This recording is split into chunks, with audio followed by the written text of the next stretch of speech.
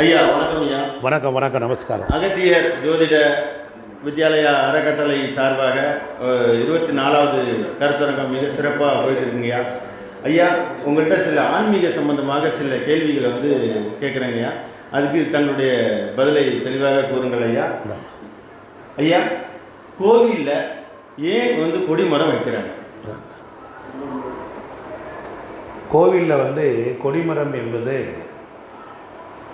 மனிதர்களுக்கு ஏற்படக்கூடிய மனச்சலனங்கள், மனக்லேஷங்கள், அதன் மூலமாக ஏற்படக்கூடிய வாழ்வியல் துன்பங்கள், இனம் புரியாத பயம், பீதி, கவலை, துக்கம், இதுபோன்ற துன்பங்கள் எல்லாம் அவர்கள் வெளியிடுகிற பொழுது அவர்களை சாந்தியும் சமாதானம் படுத்துவதற்காக சித்தர் பெருமான்கள் கோவிலை உருவாக்கி ஆகாயத்தில் இருக்கக்கூடிய காஸ்மிக் கான்சியஸ்னஸ் பவரை அழகாக இணைக்கும் பொருட்டு டெம்பிள் சயின்ஸை உருவாக்கி இருக்காங்க. அதாவது ஒரு மனிதன் தவம் இருந்து அவன் தன்னுடைய ஞான நிலை அடைந்து அமைதி நிலையை அடைவதற்கு முடியாதவன் செயற்கை தவமுறையாக கோவிலை உருவாக்கி கோபுர விமான கலசங்கள் வைத்து, அதுபோல் ஒரு பண்டிகைகளில் ஒரு ஆயிரக்கணக்கான பேர்கள் கூடுகின்ற பொழுது அளவுக்கு அதிகமான பிராணசக்தி தேவைப்படும். அப்போ கோவில் இருக்க கொடிமரங்கள் ஆகாயத்திலிருந்து ஆண்டனா மாதிரி, எப்படி டிவிக்கு ஆண்டனா இருந்ததோ அது மாதிரி அதை வேகமாக ரிசீவிங் பண்ணி நமக்கு என்ன செய்யும், கொடிமரத்திலிருந்து ஒரு செப்புத்தகடுகள் இணைக்கப்பட்டு கர்ப்ப கிரகத்தில் இருக்கிற மூலவருக்கு கொண்டு போய் சேர்ப்பார்கள். அந்த வகையில் கொடிமரம் என்பது ரொம்ப முக்கியமான ஒன்றாக கருதப்படுது. இதெல்லாம் விஞ்ஞானம் அதை மெஞ்ஞானத்தின் வடிவிலே சொல்லி வந்திருக்கிறார்கள். இதுதான் உண்மை. கொடிமரம் என்பது அளவுக்கு அதிகமான பேராற்றலை வாங்கவும் டிரான்ஸ்பரண்ட் கதிர்வீச்சாக பயன்படுத்தவும் அலைவுகள் முழுவதும் மக்கள் இருக்கிற பகுதிக்கு செலுத்துவதற்கும் பயன்படுகிறது. நன்றி ஐயா. அடுத்ததாக பார்த்தீங்க அப்படின்னா, கோவிலில் சாமி கும்பிடும்போது பெண்கள் பார்த்திங்கன்னா மண்டிட்டு சாமி கும்பிட்றாங்க, ஆண்கள் பார்த்திங்கன்னா நெடுஞ்சானா சாமி கும்பிட்றாங்க. இதோட விளக்கம் என்னங்க? அருமையான கேள்வி, இந்த நூற்றாண்டினுடைய அருமையான கேள்வி. அதாவது ஏன் பெண்கள் நெடுஞ்சான குப்புற படுத்து கும்பிடக்கூடாதுன்னு சொல்கிறாங்க. நல்லா கவனிங்க. ஒரு கோவிலில் இருக்கக்கூடிய கர்ப்ப கிரகம் சக்தியை கொடுக்கிறது. அது மனிதனுடைய உடம்பில் இருக்கக்கூடிய எல்லா பாகங்களுக்கு தேவையான சக்தி கருவறையிலிருந்து கோஷ்டங்கள் வழியாகவும் பரவி இருக்கிறது. ஒரு மனிதன் முறையாக கோவிலுக்குள் உள்ளே நுழைந்து, நல்லா கவனிக்கணும், நுழைந்து முறை பிரகாரம் இந்த 7 பிரகாரங்களை கடந்து அதுக்கப்புறம் கர்ப்ப கிரகத்துக்கு வணங்கிவிட்டு சுற்றுப்பிரகாரம் வணங்கிவிட்டு வரும்பொழுது அவன் உடம்பில் என்னென்ன சக்திகள் குறைவாக இருக்கிறதோ அதையெல்லாம் அவன் அதை ஈர்க்க முடியும்.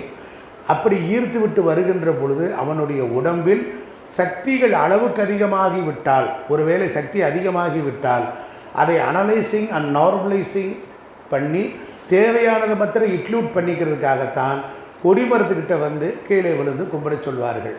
இந்த கொடிமரத்தில் பெண்களுக்கு கர்ப்பப்பை இருக்கிறது, அதாவது படைப்புத்தன்மையை உருவாக்கக்கூடிய இருக்கிறது. அதனால் என்னாகும்னா அவர்கள் மண்டி போடுகின்ற பொழுது அந்த கர்ப்பப்பை மடங்கி பாதுகாப்பாகி விடும். இது ஏன் சொல்கிறேன்னா, கொடிமரத்துக்கிட்ட விழுகும் பொழுது அளவுக்கு அதிகமான சக்தியை இவன் வைத்திருந்தால் இவனிடத்திலிருந்து தேவையானதை மட்டும் வைத்துவிட்டு உறிஞ்சிவிடும். அதே இது இவனுக்கு சக்தி குறைவாக இருக்குமே ஆனால் இவனுக்கு அந்த சக்தியை பம்ப் பண்ணி இவனை சமநிலைப்படுத்தும். இதை கொடுப்பதற்கும் நிறைவாக இருப்பதற்கும் பயன்படக்கூடிய இடம். அப்போ ஆண்கள் முழுமையாக இருக்கிற பொழுது ஒரு மனிதனுக்கு இயற்கையிலேயே சக்தி தேவைப்படுகிறது. ஒரு ஆணுக்கு சக்தி, ஒரு பெண் இயற்கையிலேயே சக்தியாக இருக்கிறாள். அதே போல் ஒரு பெண்ணுக்கு சக்தி அளவுக்கு அதிகமாக ஜென்ரேட் ஆகிவிடும். அதனால தான் அவங்களை கோயிலுக்கு போய் விளக்க பொருத்திட்டு கீழே விழுந்து கும்பிட சொன்னார்கள். ஏன்னால் அவள் சக்தியை கொடுக்கக்கூடியவளாக இருக்கிறாள், இவனோ பெறக்கூடியவனாக இருக்கிறான். இந்த மாதிரியான உள்ளர்ந்த அர்த்தங்கள் எல்லாம் நிரம்பி இருக்கிறது. அதனால் ஆண் கீழே படுத்தான் என்றால் 7 சக்கரங்களிலும் அவனுக்கு ஆக்டிவேட் ஆகும். நல்லா கவனிக்கணும். பெண்ணுக்கு பொறுத்தளவில் அவளுக்கு சக்தி சில நேரத்தில் பத்தாமல் போகும். அதனால் அவளும் அதை பெற்றுக்கொள்ளணும். பாதுகாப்பாக பெற்றுக்கொள்ளும் பொருட்டு சித்த விஞ்ஞானிகள் நம்ம எவ்வளவு அற்புதமாக மண்டி போடுகின்ற பொழுது அந்த கர்ப்பப்பை சேஃப்டி ஜோனுக்குள் உள்ளே போயிடும். இதுதான் ரகசியம், வேற ஒன்றும் இல்லை. நன்றி ஐயா, நன்றி. அடுத்ததாக பார்த்தீங்கன்னா ஐயா, கோவிலுக்கு செல்லும்போது ஆண்கள் ஏன் சட்டை அணியாமல் செல்ல வேண்டும், சட்டையை கழற்றி விட்டு செல்ல வேண்டும் ஐயா. அதுக்கான அறிவியல் காரணங்கள் ஏதாவது இருக்குங்களா? இருக்குது. அறிவியல் பூர்வமாக ஒரு ஆண் வந்து ஏன் சட்டையை கழட்டணும்? அந்த உடம்பில் கோவில் கர்ப்ப கிரகத்தில் ஆகாயத்திலிருந்து வரக்கூடிய காஸ்மிக் ரேஸை கோவில் விமான கலசங்கள் வாங்கி வைத்துக்கொண்டோ இருட்டு அறையிலே இருக்கும். அதனால தான் கருவறையில் வெளிச்சம் போட மாட்டார்கள், இருட்டாக வைத்திருப்பார்கள். அந்த வெளிச்சம் தாண்டின உடனே நல்லா கவனிக்கணும், வெளிச்சம் அந்த கோவில் கருவறையை திறந்த உடனே தீபம் போடுவார்கள். கற்பூர ஆரத்தி எடுக்கிற பொழுது அந்த காஸ்மிக் ரேஸ் ஆனது வெளிச்சத்தின் வாயிலாக அப்படியே அழைத்து வருவார்கள். அப்பொழுது மனிதனுடைய உடம்பில் நேரடியாக அவன் இருந்தால் அந்த சக்கரங்கள் என்னாகும், பலகீனமாயிடும். அதனால தான் சைடில் இருந்து கும்பிடும்போது அது தழுவி கொண்டு போகும்.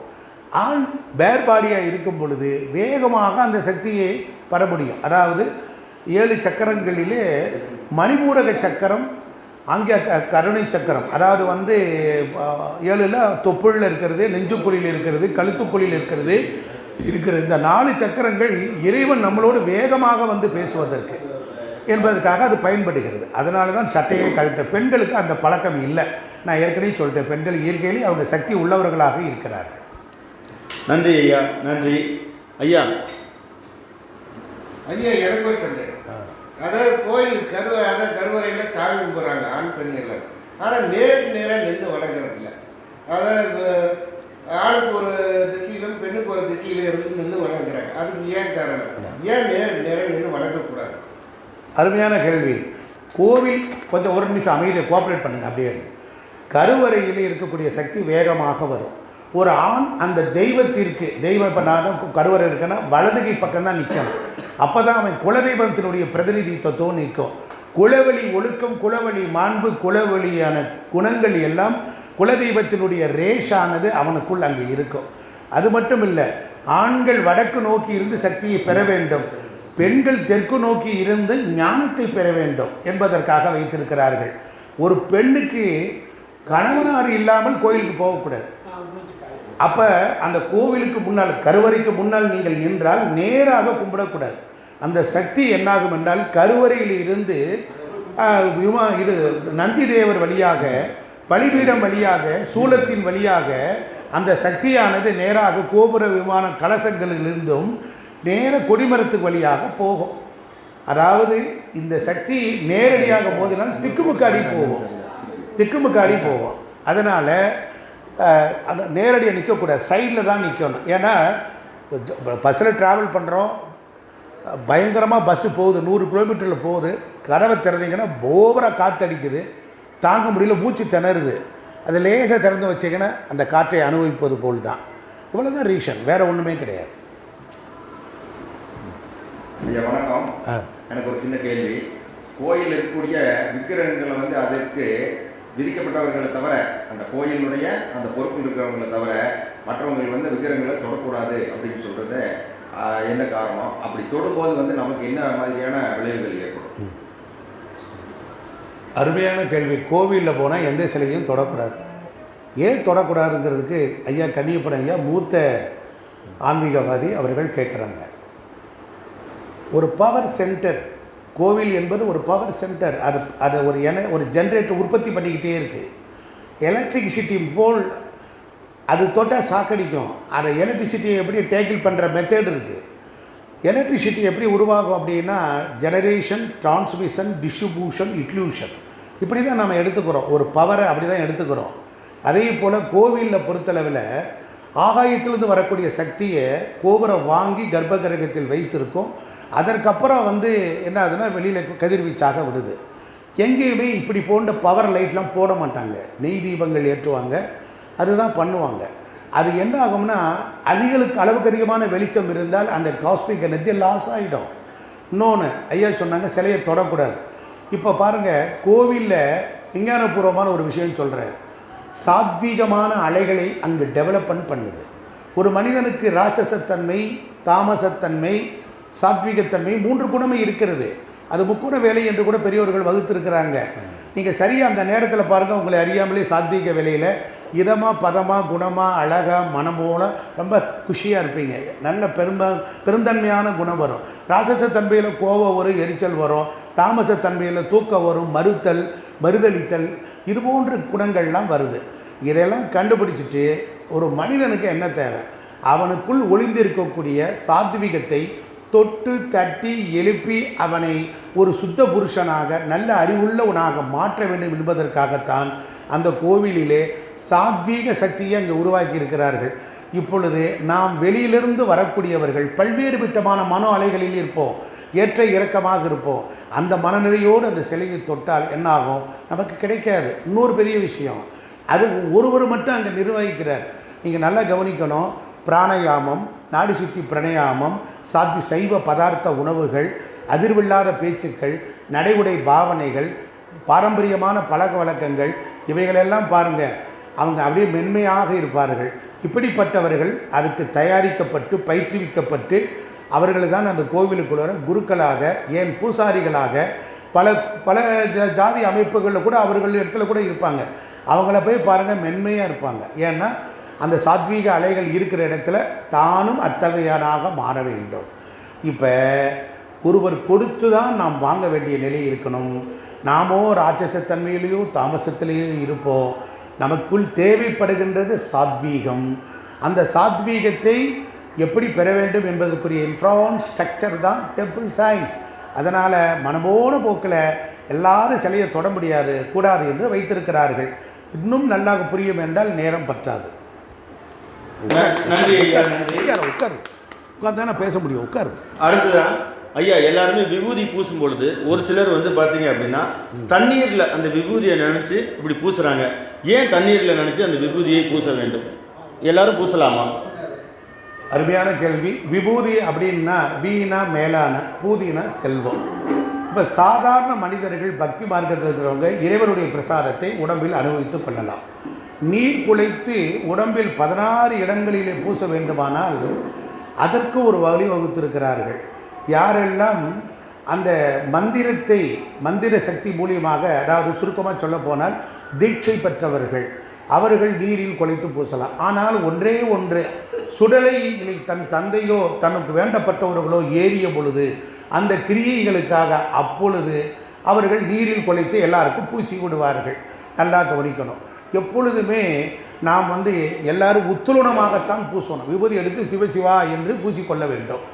நீரில் குலைத்து சம்கிதா மந்திரம் என்று இருக்கிறது. அந்த 16 மந்திரம் நிவர்த்திகளை, பிரதிஷ்டகளை, வித்யாகளை, சாந்திகளை, சாந்தி தீதகளை, ஈசானம், தத்புருஷம், மகூரம், வாமதேவம், சத்யோஜாலம், இந்த 11 மந்திரங்கள் ஒருவனுக்கு பஞ்சாட்சரத்தில் மந்திரத்தின் வாயிலாக உபதேசிக்கப்பட்டவுடன் ஒரு குரு முகாந்திர உபதேசிக்கப்பட அவர்கள் அந்த சாதாரண விபூதியை மந்திர விபூதியாக மாற்றுவார்கள். நீரில் அந்த சக்தியை ஏற்றி நீரை உள்ளே பருகி உள்ள ஆத்ம சுத்தத்தும் தந்த சுத்தியும் தேக சுத்தியும் உடையவர்களாக மாறி அந்த விபூதியை பூசுகின்ற பொழுது சாட்சாத் பரபிரம்மத்தின் சொரூபமாக, ஏன் சிவமாகவே மாறிவிடுகிறார்கள். மாலை போட்டு ஐயப்பனுக்கு மாலை போட்டால் அவனை சுவாமி என்று அழைப்பது போல் இவர்கள் இப்படி பூசுவதினால் இவர்கள்தான் அடியார்கள். அதற்குரிய தகுதியும் தரமும் உள்ளதாக இருக்கிறது. அதனால் எல்லாரும் பூசணும், தண்ணியில் குலைச்சா பூசணா வராதா என்று விதண்டவாதங்கள் எல்லாம் தர்மத்தின் தடித்த நிலைகள், அவைகள் அதர்மத்தினுடைய வழிகள். இந்த உலகத்திற்கு இதை இப்படி செய்ய வேண்டும் என்று ஏன் பெரியோர்கள் வகுத்திருக்கிறார்கள்? அதற்குள் வான்வழி வந்த சிந்தனை உள்ளே ஒளிந்திருக்கிறது. நன்றி ஐயா, நன்றி. கோவிலில் அங்கே பார்த்தீங்கன்னா வடக்கில் துர்க்கையை வச்சுருக்காங்க. ஏன் ஐயா வடக்கில் கொண்டு போய் அந்த துர்க்கையை வைக்கணும்? என்னங்க ஐயா காரணங்கள்? ஒரு நிமிஷம்.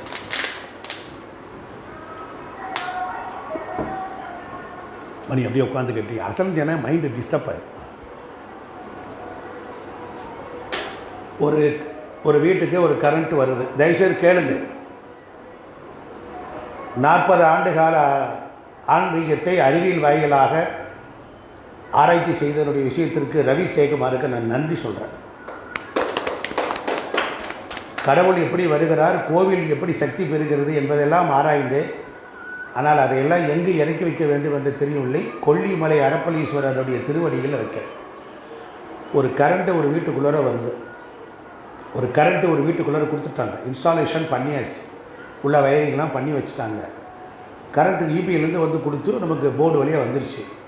இப்போ ஒரு 240 வோல்டேஜ் உள்ளே இருக்குது. ஒரு ப்ளக் பாயிண்ட், ஒரு ஒரு பாயிண்ட்ஸ் வந்திருக்கு, அதுக்கு பேர் பாயிண்ட்ஸ்னு சொல்லுவாங்க.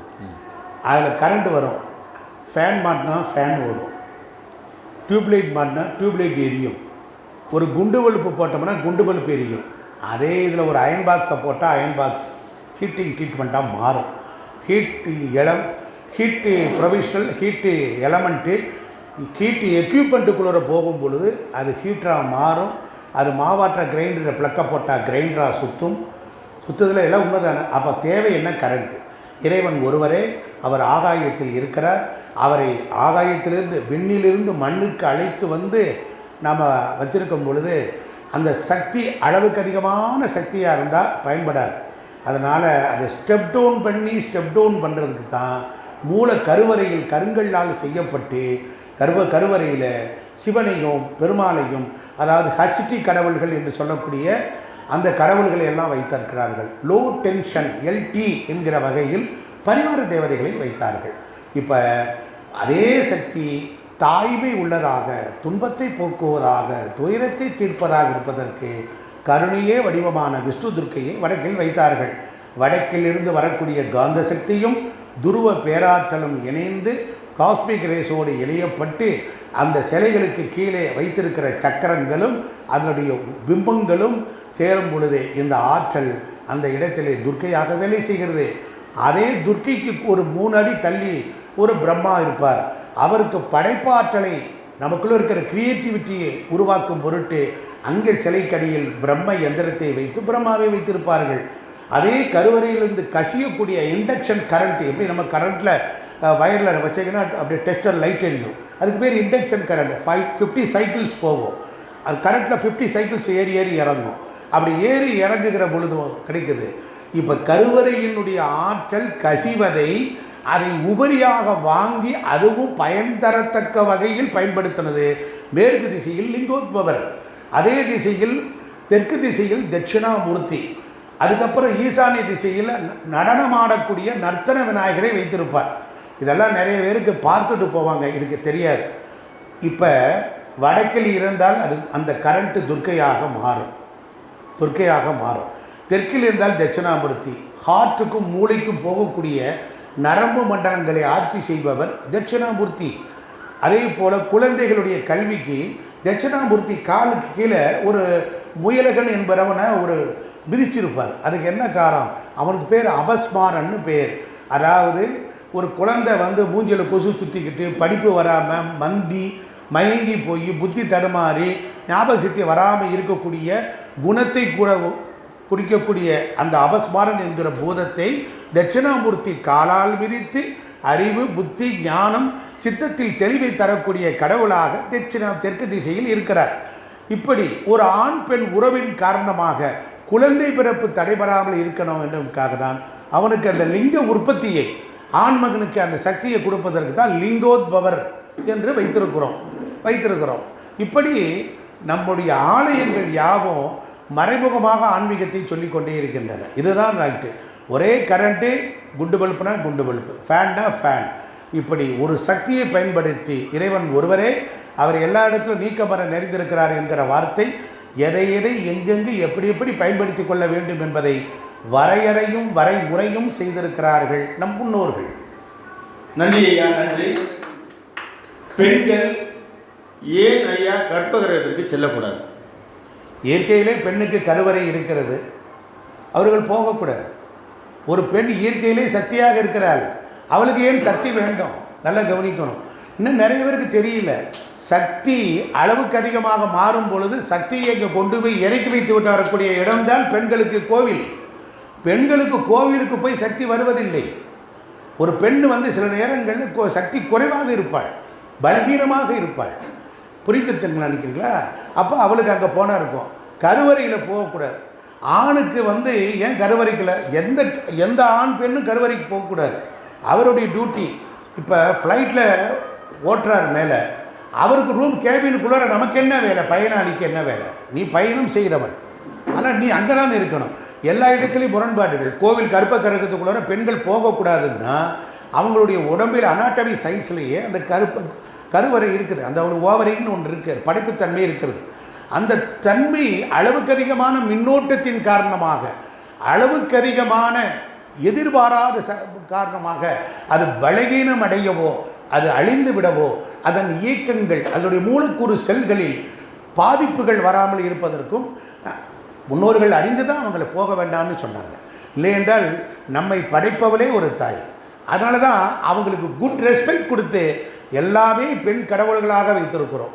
அவர்களின் தரம் தெரிந்து தகுதி தெரிந்து அறிவியல் தெரிந்து அவர்களை வெளியே நிறுத்தி அவர்களுடைய சாயலாக அவர்களுடைய ரெப்ரசன்டேட்டிவாக கடவுளுக்கு நாம் பெண்ணின் சக்தியை சாயம் பூசப்பட்டு பராசக்தியாக கருணையாம்பியாக புவனேஸ்வரியாக மகாலட்சுமியாக அபிராமியாக மீனாட்சியாக காமாட்சியாக பர்வதவர்த்தினியாக காந்திமதி தாயாராக அவர்களை உள்ளே வைத்திருக்கிறோம். இதெல்லாம் நாம் தெரிந்து கொள்ள வேண்டும். அவர்கள் உடலில் அந்த செல்கள் குழந்தை பாக்கியத்தை உற்பத்தி பண்ணுகிற செல்கள் அந்த டிஎன்ஏ ஃபேக்ட் அளவுக்கு அதிகமாக நல்லா கவனிக்கணும். ஒரு புணர்ச்சியில் வெப்பம் அதிகமாக வந்தால்தான் புணர்ச்சி செய்ய முடியும்.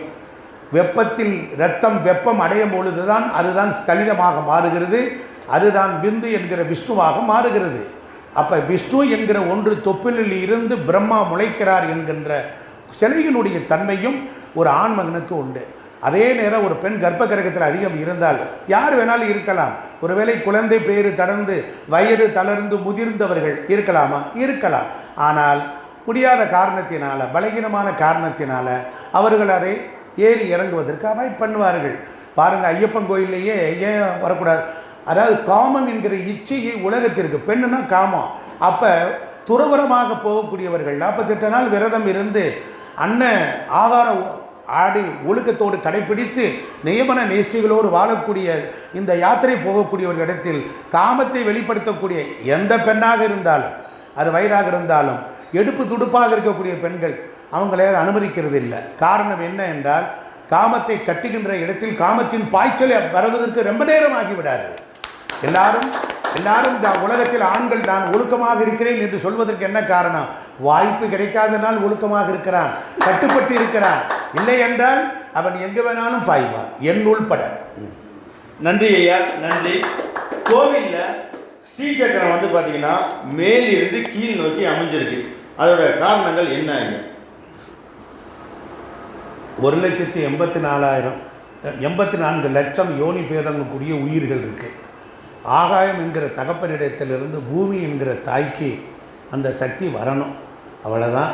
அதனால் மேலே இருக்கக்கூடிய 7 உலகம் இருக்குது நமக்கு. தரையிலேருந்து பூர்லோக புபலோக சுபலோக தபலோக மகாலோக சத்தியலோகன்னு இருக்குது. கீழே இருக்கக்கூடிய அதல விதல சுதல ரசாதல பாதாளன்னு இருக்குது. மையத்தில் இருக்கிற மனிதர்கள் இருக்கிறாங்க.